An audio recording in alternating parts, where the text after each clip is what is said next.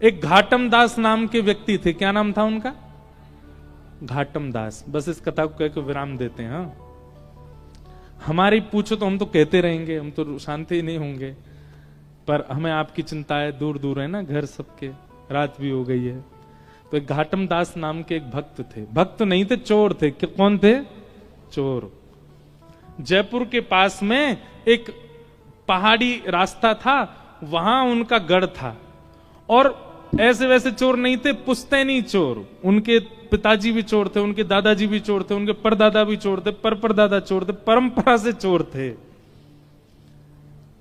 उनके गांव में भी सबको पता था कि कौन है परंपरा से चोर है। वो शादी ब्याहों में भी जाते थे, ये हमारे गांव का पारंपरिक चोर है। ऐसे चोर थे। वो समय होते थे, पुराने समय में ऐसे लोग भी होते थे।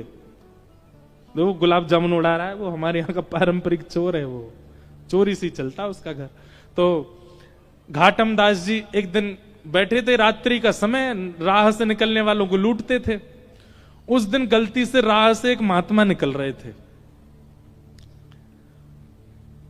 महात्मा को जैसे देखा, घाटम दास जी ने पहले तो मार्ग रोका। बोले जो भी कुछ है तुम्हारे पास सब निकालो। महात्मा जी ने कहा भैया हम तो महात्मा हैं, हमारे पास तो कुछ नहीं है, हमारे पास तो एक ही वस्तु है बेटा, तू प्रणाम कर, आशीर्वाद देंगे, वो भरा पड़ा हम में, वही दे सकते हैं। घाटम दास जी को थोड़ी दया सी आ गई, अरे महात्मा का क्या हम हरण करें। बोले आप महात्मा हैं, आपको हम छोड़ देते हैं, आप चले जाओ। महात्मा बोले देखो हमसे टकराए हो तो निश्चित है अर्धरात्रि में मेरा यहां से निकलना, तुम्हारा चोरी करना और हम दोनों का मिलना, ये संयोग है, ये ठाकुर जी ने करवाया है। इसलिए तुम कुछ पूछो, हम तुमको कुछ दे के जाना तो चाहते हैं, अब मिले हैं तो थोड़ा सत्संग हो जाए। घाटम दास जी बोले ऐसी कृपा कर दो कि मेरी चोरी कभी बंद ना हो, इस मार्ग से एक धनवान निकलते रहे, मैं सबको लूटा करूं। मेरे घर में कभी, मेरा बेटा भी अभी अंडर ट्रेनिंग है।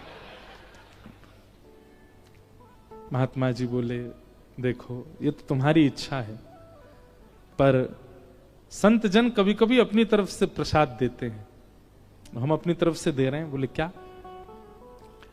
पहले तो महात्मा जी ने कहा चोरी छोड़ दो। बोले ये तो हो ही नहीं सकता, ये तो हमारे रक्त में है महाराज, ये तो परंपरा से हम चोर हैं, ये कैसे छोड़ सकते हैं? आपके लिए ये काम पाप होगा, मेरे लिए तो ये धर्म है। मैं तो चोरी करने के बाद में जिसकी मैंने चोरी करी है उसको प्रणाम करके जाता हूं कि वो मेरा दानदाता है, उसने मुझको दिया, मेरा घर चलेगा उससे, ये तो मेरा परंपरागत है महाराज, मैं कैसे छोड़ सकता हूं? तो महात्मा बोले ठीक है, तो फिर तीन बात हमारी मानो। क्या? पहली बात, कभी भी झूठ नहीं बोलोगे। चोरी करो, तुम अब चोरी करो, हम तुमको छूट दे रहे हैं, पर हमारी 3 बात मानो। क्या? पहली बात, कभी झूठ नहीं बोलोगे। नहीं बोलेंगे। जो भी वस्तु लोगे, जो भी वस्तु जीवन में आएगी, घर में आएगी, पहले ठाकुर जी को निवेदित करोगे, तब अपने प्रयोग में लोगे। घाटम दास बोले जी। और तीसरा काम, राह में चलते हुए कभी कोई संत मिल जाए, कभी ठाकुर जी का मंदिर दिख जाए, कोई आश्रम दिख जाए, कितनी भी जल्दी में होगे, 2 मिनट रुक करके प्रणाम करोगे, वंदन करोगे, परिक्रमा करोगे, तभी आगे बढ़ोगे। ये 3 काम तुम अपने जीवन भर करते रहना। बस ये तीन बात हमारी मान लो, हम मान लेंगे कि हमारा तुम्हारा मिलना सार्थक हुआ। घाटम दास जी बोले इसमें मेरा कोई घाटा नहीं है, मैं तीनों करूंगा। आज के बाद सत्य बोलूंगा, जो भी वस्तु जीवन में लाऊंगा ठाकुर जी को निवेदित करूंगा, और मार्ग में कोई भी भगवत स्थान मिलेगा उसको प्रणाम करूंगा, परिक्रमा करूंगा, तभी आगे बढ़ूंगा, चाहे कितनी भी जल्दी में हूं। महात्मा बोले बस ये कर दो, ठीक है। अभी हेलीकॉप्टर मत देखना, सब इधर देखो, कथा सुनो मेरी ध्यान से। हमने तो कही थी कोई कथा कीर्तन में उड़ा दी हो भैया, नहीं तो सब यही को देखेंगे। अभी हम कीर्तन गाएंगे तब उड़ा देना, अभी बिठा लो इसको, लैंड कर दो। इधर देखो सब लोग, क्या सुना रहे थे हम? 3 बातें घाटम दास को बताई महात्मा ने। देखो महात्मा की बात को, किसी महत् पुरुष की बात को, किसी सज्जन की बात को बस मान लो, उसी से कल्याण हो जाता है। घाटम दास जी बढ़िया नियम का पालन करने लगे जो गुरुजी ने बताया। धीमे धीमे धीमे घाटम दास की खूब चोरी होने लगी। महाराज बड़े बड़े उसने लूट लिए और वो इसमें मानता था मेरे गुरु की कृपा है। एक दिन उसने खोजे वो महात्मा कहां हैं और उनका आश्रम ढूंढ लिया। अब तो घाटम दास क्या करता, साल भर की कमाई में से दशांश अपने गुरुजी के यहां दे आता। भंडारा करो गुरुजी, मंदिर बनवा दो, बढ़िया आपकी कृपा से सब बढ़िया चल रहा है। लेकिन गुरु कृपा कभी तो होनी थी। एक दिन घाटम दास ने सोचा मुझे रोज चोरी करनी पड़ती है तब भरपाई होती है, कोई ऐसी चोरी हो कि एक बार की चोरी में ही इतना कोटा आ जाए कि मेरी मृत्यु पर्यंत मुझे ना करनी पड़े और उससे मेरा घर भी चल जाए, गुरुजी के आश्रम में भी कुछ ना कुछ दान दक्षिणा होती रहे। तो घाटम ने सोचा कि आज तक मैंने सेठ साहूकार लूटे हैं, आज अपने नगर के राजा को लूटूं। और कैसे लूटूं? बोले राजा का इतने सारे घोड़े हैं, उनमें से सबसे सुंदर एक काला घोड़ा है, एक श्वेत घोड़ा है, सफेद घोड़ा। अगर वो चुरा करके बेच दूंगा तो इतना धन मिलेगा कि मुझे कहीं नहीं जाना पड़ेगा। घाटम दास पहुंच गए चोरी करने राजा के यहां। जैसे ही प्रवेश करने लगे तो द्वारपालों ने रोक दिया। कौन हो? घाटम दास। क्या करने आए हो? बोले चोरी करने आए हैं। झूठ तो बोलता नहीं है। तो उसने जैसे ही बोला चोरी करने आए हैं तो द्वारपाल एक दूसरे का मुख देखने लगे। तो दूसरा द्वारपाल बोला उससे, ये जरूर राजा का कोई गुप्तचर है, हमने रोक दिया तो बुरा मान के बोल रहा चोरी करने आया हूं, बुरा लग गया इसको, हमारी बात बुरी हमने रोक दिया, इसको बुरा लग गया। अरे भैया बुरा नहीं मानो, जाओ जाओ भीतर जाओ। आप बुरा क्यों मान रहे हैं? जाइए भीतर, आप राजा के गुप्तचर हैं। भीतर गए। भीतर जाकर के अश्वालय जहां पे सब घोड़े बंधे थे वहां से सफेद घोड़ा निकाला, उस पर बैठ गए। घोड़े पे बैठ के बाहर आए तो द्वारपालों ने फिर देखा और देख करके बोले भैया क्या किया अंदर? बोले घोड़ा की चोरी करी और चोरी करके अब जा रहे हैं, इसको जाके बेच देंगे, उससे धन मिलेगा, उससे घर चलाएंगे। अरे भैया तुम बुरा नहीं मानो ना, जाओ। आप इतना बुरा क्यों मान जाते हो? आप इतना क्रोध क्यों? जाइए जाइए आप। घाटम दास मनी मन से, जय हो गुरु जी, बड़ी कृपा आपकी, सत्य बोलने का क्या फल मिल रहा हमको। घाटम दास निकल गए घोड़ा लेके। सुबह सुबह 4-5 बजे का समय होगा। थोड़ी देर बाद राजा उठा। राजा उठते ही आखेट को वन में जाने का उसका मन हुआ। तुरंत वो अश्वालय में गया। वहां जाकर के उसने अपने प्रिय घोड़े को ढूंढा, नहीं मिला। सबको हल्ला किया, मेरा घोड़ा कहां गया यहां से। बात घूमते घूमते द्वारपालों पे पहुंची। सब द्वारपाल बोले महाराज आपका गुप्तचर आया था ना, वही लेके चला गया। बोले मेरा गुप्तचर? मेरा कोई गुप्तचर नहीं, मैं तो सो के अभी उठा हूं, हाथ मुंह धो के आखेट को वन में जा रहा हूं। अरे महाराज एक व्यक्ति आया था और उसने आके हमसे कहा था हम चोरी करने आए। मैंने कहा भाई चोर इतना सत्य थोड़ी बोलेगा चोरी करने आए। और वो घोड़े पे बैठ के गया, बोला मैं जाऊंगा, बेचूंगा, धन कमा के घर वालों को दूंगा। वही लेके गया है। पकड़ो, पीछा करो उसका, जहां भी मिले उसको बांध लो, पकड़ के लाओ। घाटम दास जी तुरंत घोड़ा भगा रहे थे। बोले जल्दी घर पहुंचूं, पीछे सैनिक पड़ेंगे अभी। और पीछे सैनिक पड़ ही गए थे। इतने में ही घाटम दास जी को एक राम जी का मंदिर दिखा। गुरु जी की दूसरी आज्ञा क्या थी? कभी भी कोई मंदिर, देवालय, आश्रम दिखे तो रुकना है, चाहे कितनी भी जल्दी में हो। और इस समय घाटम दास का रुकना घातक है, लेकिन फिर भी गुरु आज्ञा मान के रोक गए। घोड़ा बाहर बांध दिया, भीतर चले गए, राम जी को प्रणाम किया, परिक्रमा करी। उसमें भी जल्दीबाजी नहीं, भाव से गुरु जी की जैसी आज्ञा थी। महाराज अच्छा हाँ, एक आज्ञा तो हमने बताई नहीं। वो जो भी सामग्री लेते थे ठाकुर जी को निवेदित करते थे। तो राम जैसे वो घोड़ा चुराया, घोड़ा चुराते ही सबसे पहले उसका स्पर्श करके, हे राम जी ये आपका है, इसको स्वीकार करो। राम जी को निवेदित करके तब चोरी करता था। तो राम जी को निवेदन करने के कारण और गुरु आज्ञा मानने के कारण राम जी इतने रीझ गए उससे कि बाहर जो अश्व खड़ा था वो था सफेद, पर जब तक सैनिक आए वो पूरा काला पड़ चुका था। सैनिकों ने अश्व को देखा, अश्व की कद काठी और उसका रूप देख करके बोले ये है तो हमारे राजा का ही, पर ये काला सा कैसे हो गया।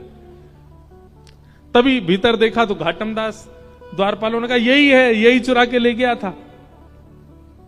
घाटम दास को पकड़ के बोले क्यों भैया, ये घोड़ा तुमने चुराया?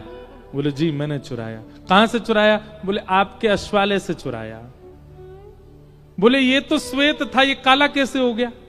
बोले ये मुझे नहीं पता, पर जब ये मिला था तो मैंने बस ठाकुर जी को निवेदित कर दिया। ठाकुर जी को निवेदित करने के बाद ये काला कब पड़ा, अब ये मुझे नहीं पता। अब भैया ये तुम्हारे राजा का थोड़ी, अब तो ये राम जी का हो गया। अब राम जी को जैसा घोड़ा प्रिय लगता होगा वैसा बन गया, उनको सांवला प्रिय होगा इसलिए सांवला बन गया। सैनिक बोले क्या उटपटांग बातें करता है, इसको पकड़ के ले चलो राजा के पास। राजा के पास ले गए। राजा अपना घोड़ा देख के हैरान, बोले ये काला कैसे हो गया, ये मेरा घोड़ा नहीं है।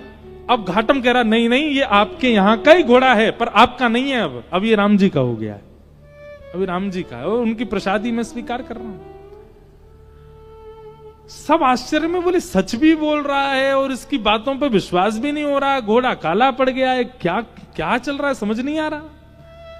तो राजा बोला मुझे एक बात याद है, मेरे घोड़े के गले पर एक मस्सा है, यदि वो मस्सा इसके है तो ये घोड़ा मेरा है।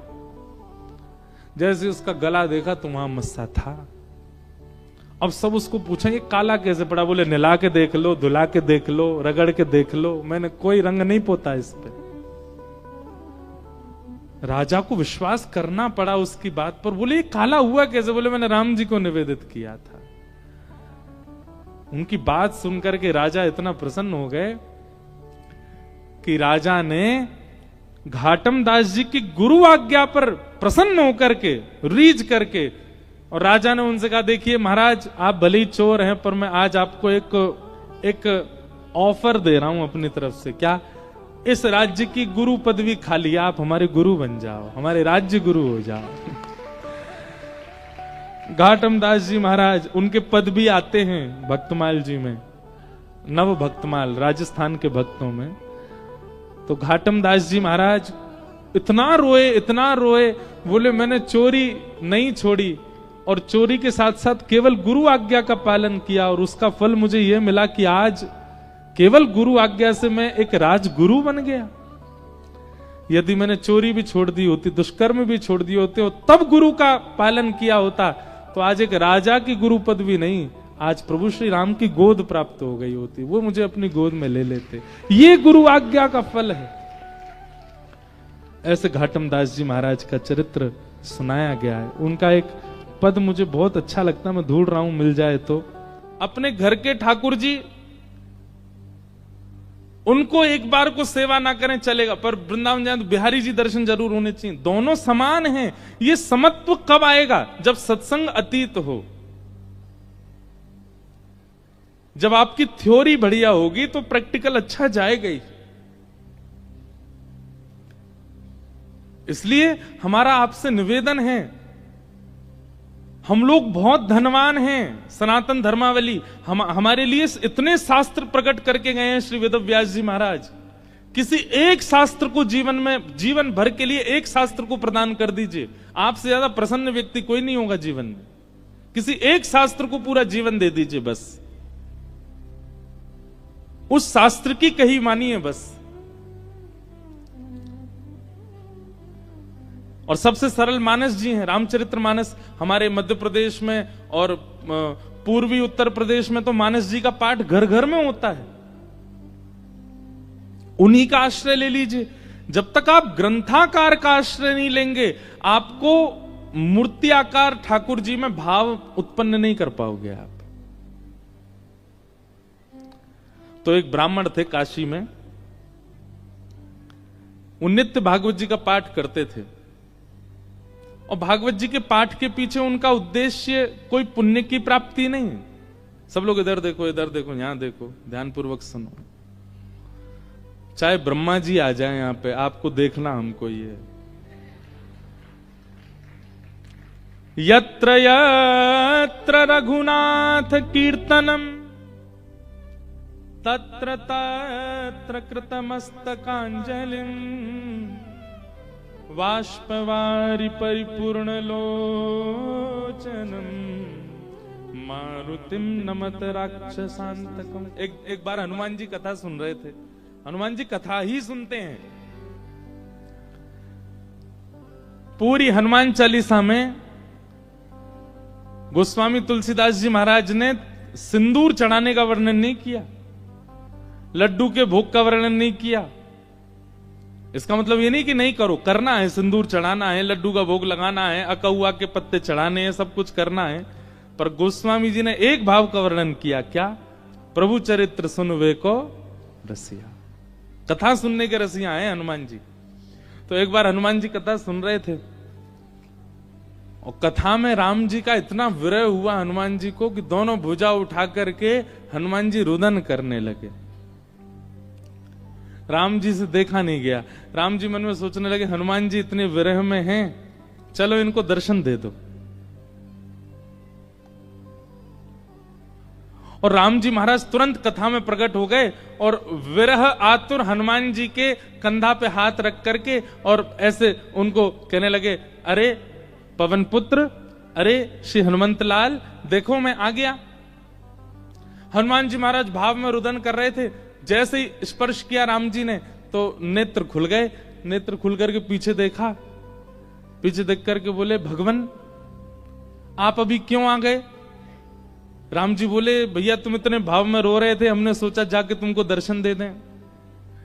हनुमान जी बोले, आपसे मेरी प्रार्थना है 2 घंटा बाद मिलिएगा, अभी कथा रह गई है 2 घंटा की, अभी कथा सुनने दो मेरे को, कथा के बीच में मत आइए आप, कथा अभी 2 घंटा और सुनने, तब तक बाहर खड़े रहिए आप। राम जी बोले, अच्छा कथा इतनी प्रिय? हनुमान जी बोले, इस कथा से ही तो आप मिलते हो, और जिस साधन से आप मिलो उस बीच में आप भी आ जाओगे तो हम आपको भी नहीं देखेंगे, हम तो पहले कथा श्रवण करेंगे। तो इसलिए कथा के बीच में इधर उधर नहीं, सब लोग इधर देखो, सावधानी से सुनो। तो कथा ही नहीं आगे बढ़ रही हमारी। एक ब्राह्मण थे काशी में, वो नित्य भागवत जी का पाठ करते थे। उनका और कोई काम नहीं, बस गंगा तट पर बैठ करके भागवत जी का पाठ करना।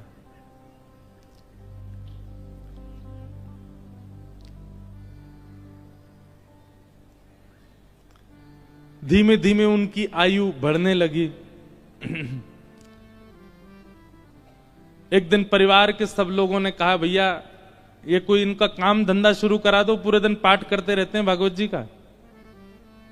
और पाठ भी किसी व्यक्ति के लिए नहीं, अगर कोई उनको दक्षिणा भी देता था कि पंडित जी हमारे यहां पाठ कर दो, तो उसके यहां पाठ करते थे, वो उसका पाठ, फिर उसके बाद अपना पाठ अलग करते, अपने लिए करते थे। उसके पीछे उनकी कोई कामना नहीं थी, निष्काम भाव से करते थे। नित्य पाठ करते। तो एक दिन घर के लोगों ने सबने कहा कि इनका ब्याह कर दो, ये करते धरते तो कुछ है नहीं, पूरे दिन पाठ में ही लगे रहते हैं, इनका ब्याह कर दो, पत्नी घर आएगी, अकल ठिकाने आ जाएगी। और सब घर के लोगों ने वो ब्राह्मण देवता का ब्याह कर दिया। पत्नी आ गई। कुछ दिन बाद पत्नी को भी पता लगने लगा कि ये कोई काम धंधा नहीं करते हैं, पूरे दिन केवल भागवत जी का पाठ करते हैं। बहुत प्रयास किया, लेकिन उसके बाद वो भी हार गई कि ये करेंगे नहीं, कहीं काम नहीं कर सकते, ये तो भागवत जी में ही लगे रहेंगे। तो आपत्तिकालीन गृहिणी परीक्षा, हमारे शास्त्र आज्ञा करते हैं कि घर में आई हुई आपत्ति के समय घर की गृहिणी की परीक्षा होती है। क्षमा कीजिएगा, घर में आई हुई आपत्ति के समय यदि गृहिणी ही हाथ खड़े कर दे तो फिर आपको ब्रह्मा भी नहीं बचा सकते। लेकिन घर में यदि कोई आपत्ति आ जाए और घर की नारी, घर की गृहिणी यदि वो अपना बल साध ले, वो ना टूटे, वो ना विचलित हो, चिंता मत कीजिएगा, आप उस संकट के सागर से निकल जाओगे। ये वेद प्रमाण है, ये शास्त्र प्रमाण बात है। इसलिए माताएं बहनों को एक बात हम कहें कि पति के ऊपर, बच्चों के ऊपर, परिवार के ऊपर कितने भी संकट आए, बाकी समय आप भले कितने भी आंसू बहाओ, लेकिन घर में आए हुए संकट के समय आप बस थोड़ा सा मजबूत हो जाइए, आपकी मजबूती से पूरा घर संभल जाएगा। आपत्ति कालेन गृहिणी परीक्षा।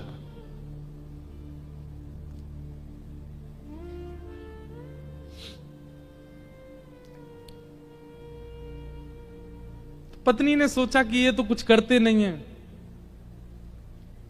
आगे हमारा वंश बढ़ेगा, बच्चे होंगे, कैसे चलेगा परिवार। तो फिर उनकी ब्राह्मण देवता की पत्नी ने आज्ञा ली, बोले आपकी आज्ञा हो तो मैं कुछ करूं कार्य, देवी तुमको जैसा अच्छा लगे। भोजन बनाना बहुत अच्छा जानती थी, 3-4 घरों में उन्होंने काम ले लिया और वो जाती भोजन बनाती और उससे जो वेतन मिलता उसी से घर चलता था ब्राह्मण का।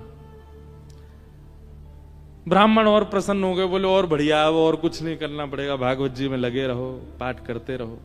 अब इसमें कई लोग ब्राह्मण को कहीं आलसी मत समझिएगा, ये बहुत बहुत बड़ी बात हम आपको बताएंगे, वो अंत में उसका निचोड़ निकल के आएगा। 2-3 बालक भी उनके हो गए, चल रहा था घर। एक बार की बात, कुछ संतों का काशी में आगमन हुआ, संत आते रहते हैं काशी में,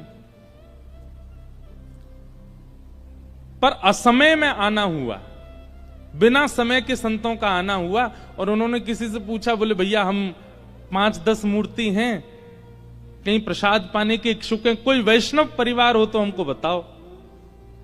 तो एक राह चलते व्यक्ति ने उन्हीं ब्राह्मण का घर बता दिया, बोले यहां चले जाइए, यहां बहुत एक सेवानिष्ठ और बड़े शास्त्रों का अध्ययन करने वाले ब्राह्मण रहते हैं, इनके पास चले जाइए, आप ये प्रसाद पवा देंगे। संतों ने घर में प्रवेश किया। ब्राह्मण देवता तो अपने पाठ में लगे थे, भागवत जी का ही पाठ कर रहे थे, और उनकी पत्नी बच्चों को, पति को स्वयं प्रसाद आदि पाकर के सारे बर्तन मांज करके उसने रखे ही थे। उसी समय संतों का आना हुआ और संतों ने आगे कहा, आओ बिटिया, हम 10 मूर्ति हैं, हम लोग अयोध्या से प्रयागराज जा रहे हैं, काशी बीच में पड़ा, किसी ने बताया आपका घर वैष्णव का है, बड़ी जोर की भूख लगी, ठाकुर जी को प्रसाद पवाओ और प्रसाद पवा के हम लोगों को प्रसाद बांट दो। ब्राह्मणी बेचारी बड़ी प्रसन्न हो गई कि मेरे घर आज संत पधारे हैं प्रसाद पाने। तुरंत उसने जाकर के रसोई घर में सामग्रियां देखी, सामग्री इतनी थी नहीं कि उन सबको पवाया जा सके। दौड़ी दौड़ी अपने कक्ष में गई, जाकर के अपने जो उसका धन वो कमाती थी उसको जाकर के देखा कि जाऊं लेकर के आऊं, तो वह भी इतना नहीं था कि उन 10 महापुरुषों की सेवा हो सके। और ब्राह्मण का एक स्वभाव है कि और अगर ये स्वभाव किसी ब्राह्मण में नहीं है तो वो ध्यान से सुने, ये ब्राह्मण का स्वभाव होना चाहिए। ब्राह्मण दान मिले तो लेने का अधिकारी होता है, पर मांगने का अधिकारी नहीं है। मांगे ना, ब्राह्मण का स्वाभिमान है, वो मांगता नहीं है और मांगना चाहिए भी नहीं। अब वो कभी रसोई में जाए, कभी कक्ष में जाए, कभी एकांत में बैठ के सोचे मैं क्या करूं, संत पधारे हैं घर पर, कैसे प्रसाद पवाऊं, क्या व्यवस्था करूं, कुछ लाऊं, कभी ऊपर कुछ ढूंढे, कुछ मिल जाए, कुछ भुजिया मिले, नमकीन मिले, कुछ तो मिले, कुछ तो दूं, पर कोई व्यवस्था नहीं बन पाई। बार बार उसको यहां से वहां घूमते देख संत समझ गए कि हम गलत समय पे आ गए हैं। मुखमंडल बता देता है कई बार, और वे सब संत अपने अपने आसन लेके उठ गए, चिमटा कमंडल लेकर के, बिटिया सुनो सुनो सुनो सुनो, हमको ना प्रयाग पहुंचना है, विलंब हो रहा है, फिर आएंगे, अपना ही घर है, क्या दिक्कत है, तुम आराम करो, हाँ हम जाते हैं। और उस ब्राह्मणी के मन में वही आ रहा था, जब ये कक्ष मेरे घर में घुसे, इन्होंने घुसते ही क्या कहा था कि हम बहुत भूखे हैं, ठाकुर जी को भोग लगा के प्रसाद पवाओ, और ये भूखे ही जा रहे हैं और मैं कुछ नहीं कर पा रही। नेत्र सजल हो गए उसके, अत्यंत पीड़ा में आ गई। आज तक तो अपने पति से कुछ कहा नहीं था, पर आज कक्ष में प्रवेश करके ताम्रवर्ण आंखों का हो रहा था और बस चिल्लाने लगी, बोले तुमसे ब्याह किया मैंने, आपने जैसे चाहा वैसे रही मैं, आप नहीं करते कुछ तो घर घर जाके प्रसाद बना करके घर चलाती हूं मैं भूखी रह जाऊं, बच्चे भूखे रहें, आप भी भूखे रह जाते हैं तो भी इतनी पीड़ा मुझको नहीं होती है। पर आज संत पधारे थे हमारे यहां, महापुरुष पधारे थे हमारे यहां, कल्पवासी महात्मा आए थे हमारे यहां। वो अभागा दुर्भाग्यशाली घर है जहां से संत भूखे चले जाते हैं, निराश चले जाते हैं, और आप पूरे दिन ये भागवत जी में लगे रहते हो। अगर ये भागवत कृष्ण हैं, अगर ये भागवत नारायण हैं, अगर ये भागवत साक्षात भगवान हैं, तो इन भागवत जी से कम इतनी उम्मीद तो हम रख सकते थे कि हमारे घर से संत भूखे नहीं जाते। क्या दिया भागवत जी ने हमें?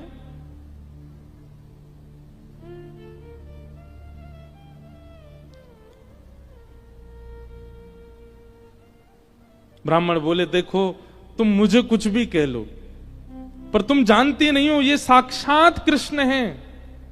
मैं क्यों बचपन से आज तक भागवत जी के उन्हीं 18,000 श्लोकों का मुझे कृष्ण दिखते हैं, मुझे लीला दिखती है, मुझे शामा शाम का नित्य विहार दिखता है भागवत जी में, इनके विषय में कुछ मत कहो।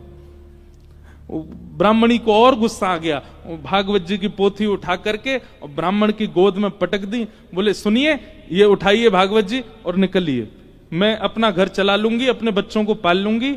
आप जिस समय भागवत जी को त्यागने का संकल्प ले लें तब लौट करके आइएगा।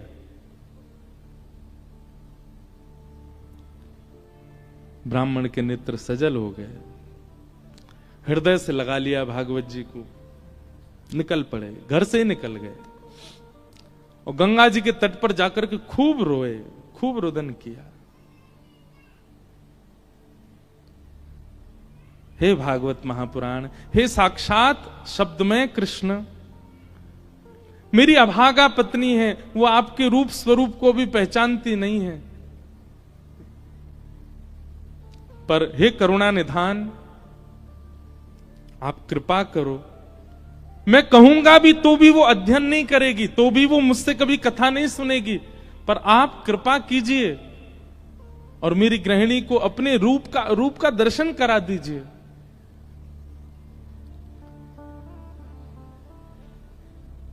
प्रबल प्रेम के पाले पड़कर हरि को नियम बदलते देखा, अपना मान टले टल जाए, पर भक्त का मान न टलते देखा।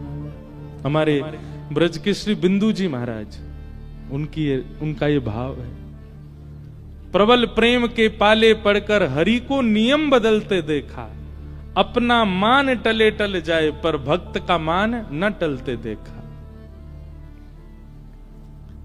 इतने में ही नन्हे से कन्हैया, ऊंची धोती पहनी, घुटने घुटने तक, नीचे के पांव ठाकुर जी के दिखाई दे रहे हैं, उनमें सुंदर सुंदर कड़ूला पहने, कड़ूलान में भी छोटे छोटे घुंघरू लगे हैं, कमर में करधनी पहनी है, करधनी में भी छोटी छोटी घंटी लगी है, गले में सुंदर दो हार पहने हैं, हाथों में बाजूबंद, ऐसे हाथों में कड़ूला, और सिर पर एक स्वाफा बांध करके सांवले सलोने कमल नेत्र ठाकुर जी प्रकट हो गए काशी में।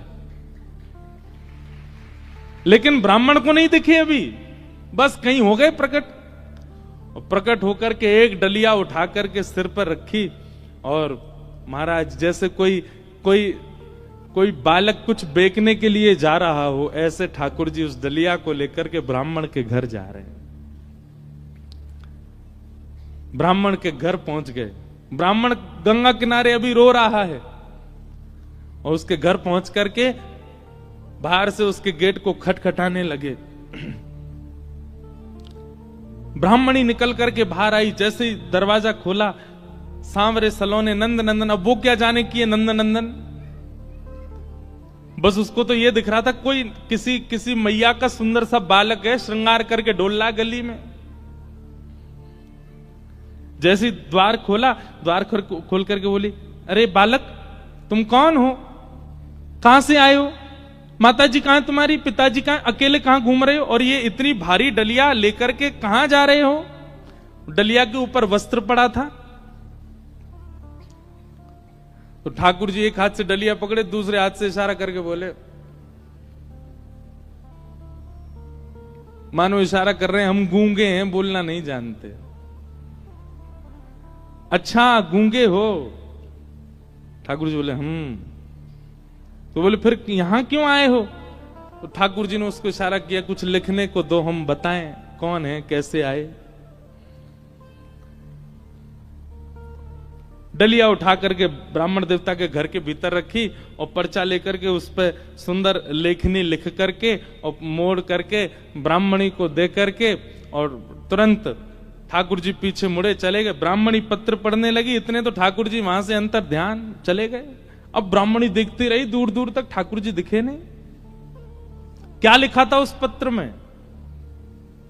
ठाकुर जी बोले, हमें छोटा बालक मत समझो, हमारी कद को देख करके बस ये जान लो हम बौने हैं। हमारी जो कद है वो इससे बड़ी नहीं है, ऊपर नहीं तो हमारी उम्र बहुत है, और हम बहुत बहुत धनवान परिवार से आते हैं। बहुत वर्षों से तुम्हारे पतिदेव हमारे कुल के लिए पाठ कर रहे हैं भागवत जी का, पर आज तक उन्होंने वेतन नहीं लिया अपना, आज तक एक रुपया भी हमसे मांगा नहीं। पर मुझे आज पता चला कि उनके परिवार को बहुत आवश्यकता है, इसलिए संपूर्ण जीवन काल में उनका जितना भी वेतन होता था वो हम देने के लिए आए हैं। वो जैसे ही घर आए उनको दे दीजिएगा। और ऐसा कह के ठाकुर जी चले गए। अब जैसे ही वो डलिया के ऊपर से वस्त्र हटा करके देखा, विविध प्रकार की मणियां, रत्न, सोने, जवाहरात, हीरे आदि सबसे लबालब भरी हुई वो डलिया।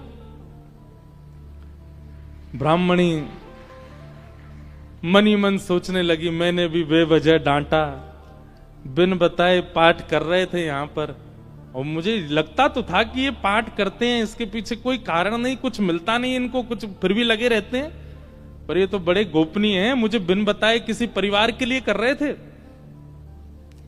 अपने बेटा को बुलाया, बोले सुनो पिताजी को खोजो, कहां हैं, ढूंढ के लाओ उनको।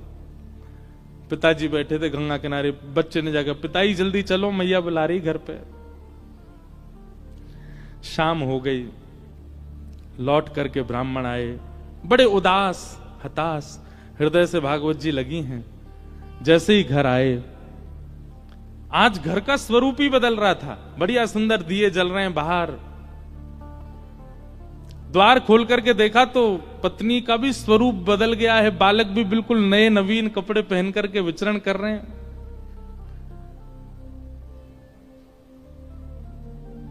जैसी पतिदेव को आते देखा, ब्राह्मणी ने तुरंत आरती की, जल आदि छिड़काव करने लगी, खूब बलियां लेने लगी। पतिदेव बोले, ब्याह के बाद पहली बार इतना हमारा पूजन हुआ है, ऐसा क्या हो गया जो इतना पूज रही हैं हमको। देवी, ये घर की रौनक, हमको डांटने से, फटकारने से घर की रौनक बढ़ गई तुम्हारी, रोज ही डांट दिया करो हमको। ऐसा क्या हो गया जो आज इतना सब कुछ मंगल, बच्चे नए वस्त्र पहन के घूम रहे हैं, आप बढ़िया साड़ी पहन के, ये कहां से इतना सब कुछ आया। हाथ पकड़ के बोली आज तुम्हारी चोरी पकड़ी गई है ना, वहीं से मिला है ये सब कुछ। ब्राह्मण देवता बोले, मेरी कौन सी चोरी। बोले चलो दिखाती हूं। भीतर जाके कक्ष में बिस्तर पर ही सब रत्न पड़े थे। ब्राह्मण बोले, देवी ये कहां से आया इतना सब कुछ। बोले कहां से आया, ज्यादा चतुर मत बनिए, आपका गूंगा मालिक आया था। ब्राह्मण देवता बोले, गूंगा मालिक, मेरा गूंगा मालिक कौन। बोले बहुत छोटा सा था, पीली पीली धोती पहनी थी उसने, ऐसी सुंदर स्वापा सिर पर बांध रखा था, ऐसे गदमदरा से उसके हाथ मोटे मोटे से, और इतने सुंदर उसका मुखमंडल, गाल बिल्कुल गुलाबी, आंखें बिल्कुल ऐसे कटाक्ष जैसी, और क्या सुंदर। ब्राह्मण देव बोले, नाम नहीं पूछा। बोले इशारा किया उसने कि मैं गूंगा हूं। वो तुमको कैसे पता फिर मेरा? बोले वो लिख के देके गया। बोले कहां